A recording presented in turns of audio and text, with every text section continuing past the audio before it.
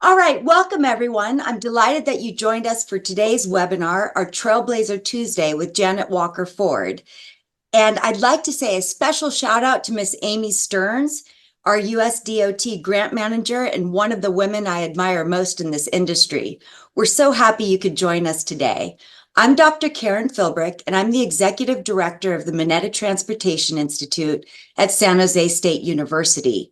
We are a university transportation center funded by the U.S. Department of Transportation. We focus on improving the mobility of people and goods, and we accomplish that through surface transportation research, education, technology transfer, and workforce development. Our mission is to increase mobility for all by improving the safety, efficiency, accessibility, and convenience of our nation's transportation systems. Today, we're delighted to have the third installment in our Trailblazer Tuesday series celebrating Women's History Month. Joining me is probably a woman who needs no introduction, but I'll do it anyway. Jannet Walker-Ford. She's a nationally recognized transportation leader. She's a senior vice president and principal director of the National Transit and Rail Business Line for WSP. She has more than 2 decades of experience, including management consulting, technology, mobility, and transportation systems as a whole. Among her many achievements, which are far too numerous to mention by name, she was by railway age, a 2023 Woman in Rail. She serves on multiple national boards, including the current chair of WTS International and a member of the executive committee for the American Public Transportation Association. Jannet, thank you for joining us today. Thank you very much for having me, Dr. Philbrick. I'm excited to be here with you, and it's such a privilege and an honor. Thank you. Oh, yeah. Thank you. Now, by way of background, Jannet wears many, many hats. She's a committed community volunteer. She leads on boards. She's a professional. She's a mother. She's a friend. She's a dear colleague. And we're going to learn so many rich best practices from her today. So let's get started, Jannet. Just tell us how you entered the field of transportation and what makes you stay. Wow, it's a great question. And I did not arrive there by going through sequential steps. It was like many of us these days. It was absolutely through experiences and an evolution with a career that started in information technology and IT. And with that career, I landed after the dot-com bubble burst and looking for my next opportunity. I ended up looking at transportation, really not understanding the wealth of opportunities and career options that you have in transportation. I felt a little silly, actually, that I did not understand that the backbone and the fabric of any transportation system or any business is information technology. So with that experience, I heard about technology or transportation, I should say, being discussed through the lens of economic development and really moving people around the city of Atlanta at that time. And I started consulting for the Metropolitan Atlanta Rapid Transit Authority, which is in Atlanta, Georgia, and later ended up coming in full time as a director of IT, and then followed by the CIO. So I'm a recovering CIO, and then later the deputy CEO. So my journey came from a technology background and really in understanding the vast amount of career opportunities with a technology base. That led me to the start of what has been just a tremendously amazing career for me. I think you just hit on a very important point, and that is the majority of people in this industry do not set out for a career in transportation. It's more serendipitous. Yes. And you're exactly right that it takes everybody, a journalist, a graphic designer, a psychologist like I am, to really make our system meaningful and convenient for everybody in the nation. Yeah. One question based on what you said. How did you transition from the public sector to the private sector? You seem to have done that seamlessly. Well, thank you for that, and I wish that there was a playbook for doing that. But we know that there isn't. And in my career, I really have had the opportunity to work in both environments, as you know, Dr. Philbrick, and that transition has a lot to do with understanding and celebrating the differences in those two industries. As I, came into, you heard me talk about MARTA. After spending a number of years at MARTA, I left that opportunity, which was just a wealth of experience and knowledge that I gained, and went to work for a management consultancy company, and it was Booz Allen Hamilton.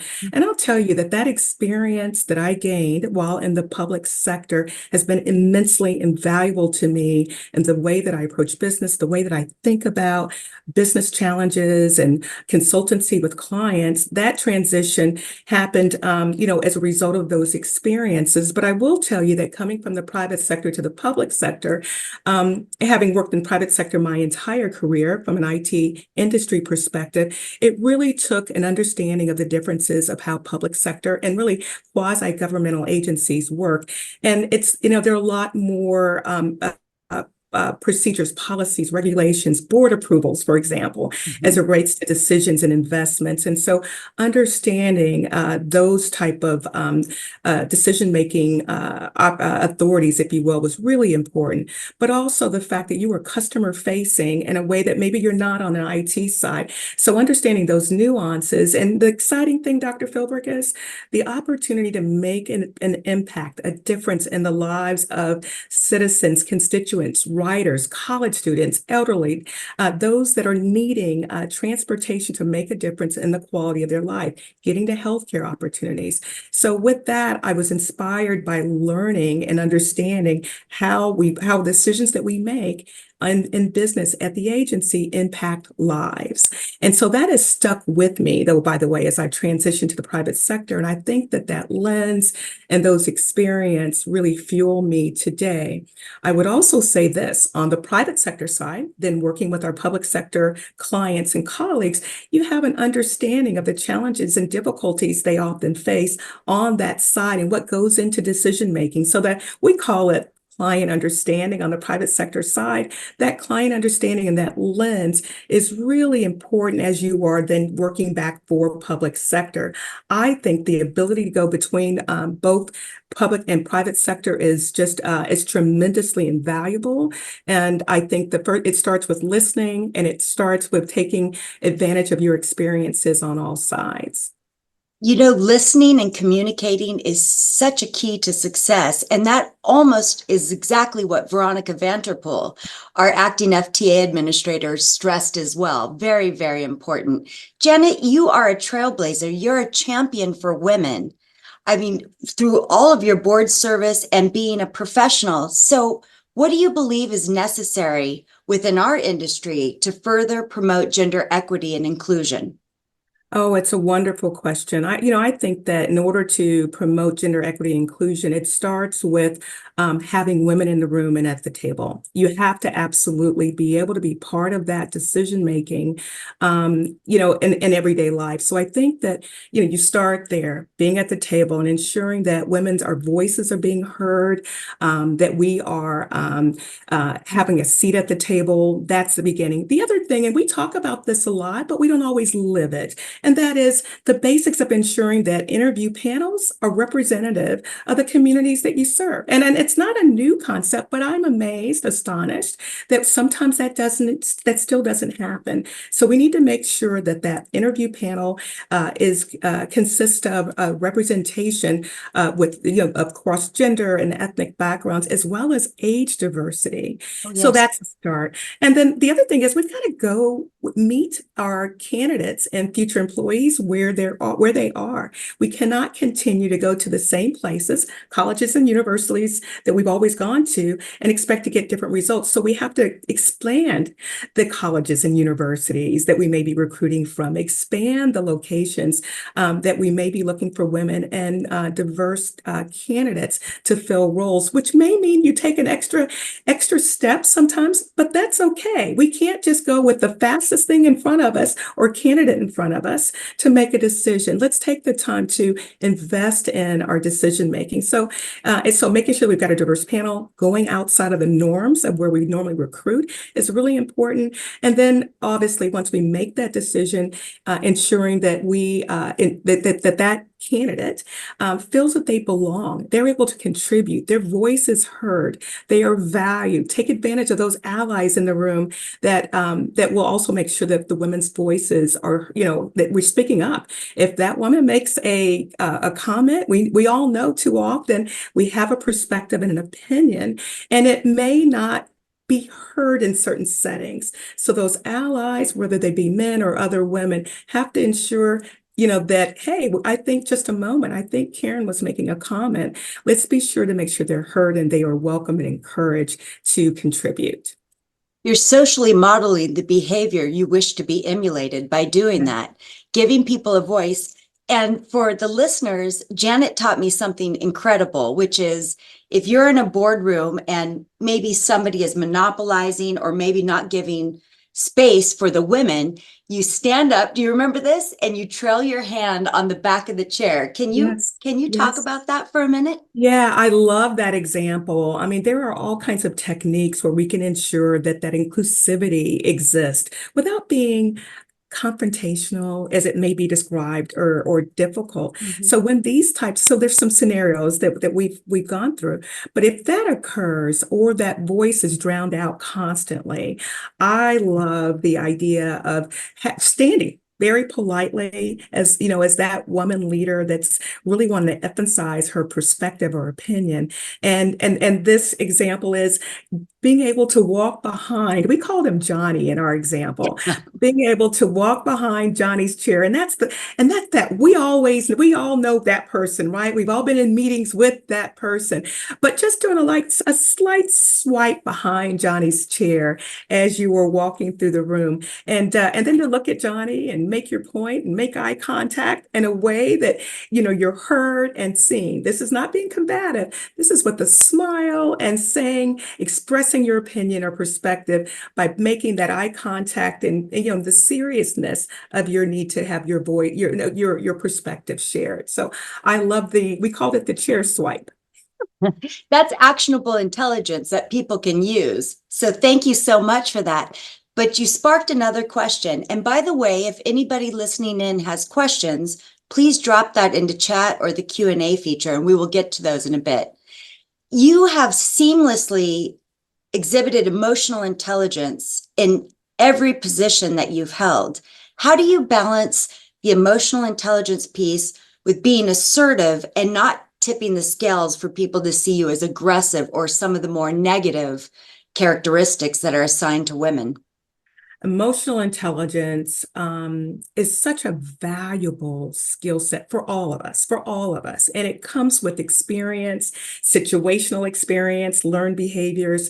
And my advice would be, and because sometimes when you have a scenario, or whether it's an email, emotional intelligence is important, whether you're communicating electronically or if you're in a meeting setting.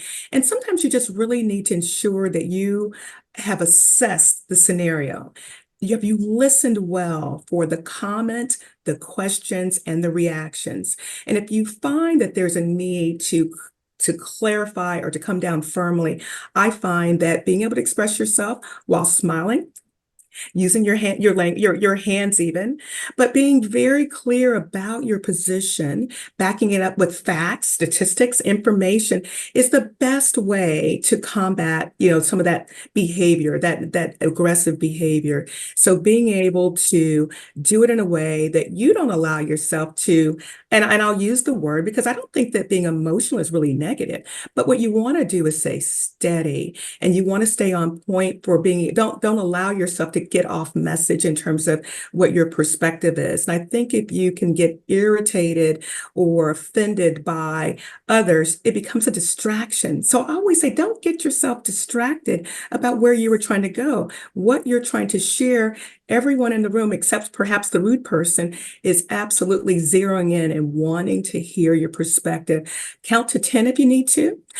Sometimes I'll, just take a deep breath and really think about your response. But there is nothing wrong, in my opinion, to coming back and being very vocal while smiling and making eye contact as a technique. The other thing that I do is oftentimes if there's someone that is absolutely debating you in a way that's not productive, I actually make eye contact with everyone else in the room. And then, and don't let that person be the center point or where you're off message. Emotional intelligence is a valuable skill. And I think it's really important to being able to read the room, being able to ensure that if others, you use it for others and not just yourself, bringing others into the conversation that have perspective and opinions, even if you don't agree with it. That's really valuable in being able to have productive, effective conversations. And everybody feels valued and respected That's right. in That's doing right. so. And you are just superb at always smiling, even if the message is difficult to deliver. And it reminds me of one of my favorite quotes, which is the art of diplomacy is telling someone to go to hell in such a way they ask directions. Winston Churchill. That's exactly, I love it. Yay. That So is one of my favorite quotes. That's a picture of me should be right next to that quote because that's that's what I thought too. So you have gone from the private sector to the public sector, back to the private sector. Did you ever experience the imposter syndrome? And if wow. so, how did you work through it? Well, very interesting question. And, slipping back and forth, as we talked about a few minutes ago, between public and private sectors, I just want to say, as I go on to answer that question, it's extremely valuable, I think, to gain experiences, particularly for women, as you have those opportunities. There's more opportunities, actually, as we've seen, that can be afforded to women and minorities for public sector roles for a whole host of reasons. And so, perhaps we can get into that a bit later, but there are tremendous opportunities that can be gained by those experiences. It just broadens your portfolio. But back to your question, as it relates to imposter syndrome, I believe that we've all felt the imposter syndrome. And frankly, if someone hasn't, I'd be a little surprised and maybe concerned if they say that they've never felt it. And let me tell you what I mean about that. If that's not resonating with you, Dr. Philbrick, and the audience, to me, the so-called imposter syndrome is a name for a space where we push ourselves further than we've ever been before, and where we have space to grow. And what would that be for us if we cease to grow? So it's important, in my opinion, that we as leaders and as humans learn new skills. We have to accept new challenges and try new approaches and opportunities. And while that can be scary, like it was when I left the IT industry on the public sector and went to work for the Metropolitan Atlanta Rapid Transit Authority, MARTA, it was so energizing and so fulfilling. In that role, I had walked into a scenario where I was the new kid. At that time, there wasn't the mix that we see today in the workforce of it's common to see public and private sector experienced folk move back and forth and even go work for the federal government and the US DOT. It's very common. Back then, you would see people that had been at the same agencies for their whole careers, or perhaps only in private sector. So it can be a little intimidating when you're not familiar with the jargon, the way of doing business on the complex side of public sector. So, that little imposter syndrome as you're growing in that space, for me, certainly existed. Now, I think we all, women and men, on that point, need to give ourselves permission to feel uncomfortable, to be uncomfortable. We need to accept that we don't know everything. Although it would be nice, we really don't. And I don't think we'll ever know everything. And we still learn and improve and can become better colleagues, leaders, and technical experts, I think, every single day. Absolutely. So transparency and authenticity really matter. And by the way, somebody dropped a comment into chat saying she is phenomenal, and I couldn't agree more. So thank you for that. Thank you. And we have a question. I'm going to read it verbatim here. Have you ever experienced a crisis or struggle in your career, perhaps during a transition where you felt like you might be in the wrong place, the wrong role, or the wrong team? And do you have any advice for professionals to stay the course during a career crisis? Wow, that's a good question. Oh, that's an excellent question. Thank you for that question. And the answer is yes. And it gets into the discussion, and I'll give the scenario, but I believe that those make or break moments, those crisis moments, as we feel them at that time, really give us those kind of learned experiences that make us the successful leaders that we are today and give us the empathy and the grace that we need to be effective. And unfortunately, I can say that's happened a couple times, especially being in the IT industry, where you're going through the ups and downs of technology on the private sector side. But the one example I'd like to share with you is having made the decision to join a company that was based in my home city of Atlanta at the time, after being with a management consultancy company, Booz Allen Hamilton, that I just loved, but I was on the road a whole lot and balancing children and, life. It really was a decision that I had to make in terms of, I needed more balance. So I took this role on with a company that was based in my hometown for the idea of balancing life a bit better. And I immediately knew week one that it was a bad decision culturally, values wise, and there was just some unexpected changes in leadership that were occurring in my very first week. And so I was very close to the lady that recruited me, and I remember laughing with her and her saying, "You never brought in pictures of your family into the office." I was worried. Months went by.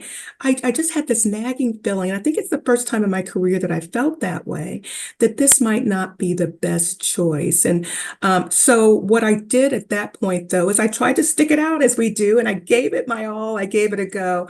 But within the first year, I made the decision that I needed to make a different choice. And I think we have to be courageous and brave when that happens. I'm not saying give up right away, but if you find that in everything, your total being, that it's not the right place for you, I think you have to certainly take advantage of your kitchen cabinet, your advisors, your allies. Certainly have those discussions, but if you feel that you've really made a mistake, don't be afraid to take that on. It sounds to me like you also listened to your intuition, like you had Yeah. that nagging feeling that it wasn't quite the right fit. Yes, that's exactly right. Now, what I've learned from that is a better sense of making decisions, whether it's a role within my company, WSP, and I love my role at WSP, and I love the team that I have the privilege of working with. That means a lot. But the way that you make decisions and the way that you assess roles or opportunities, and it could even be a board opportunity, my experiences in being intuitive and understanding people and cultures, that really aids me in the decisions that I make today.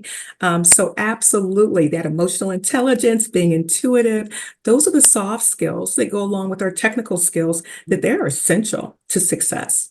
Absolutely. And intuition is based on facts filed just below the surface. So it's a good data point as well. Absolutely. Absolutely. It goes through those facts and learned experiences, lived experiences, I should say. Yes. And it's important. I want to stress that you said that. It's important to listen to those nagging feelings or intuition or whatever you want to call it, because it can guide you in the right direction. You're the first person to say that. So thank you for that lesson. It's incredibly valuable. Yes. And one of our listening members submitted a question in advance, which is, what advice would you give to people, especially women and those from underrepresented groups, pursuing a career in the private sector?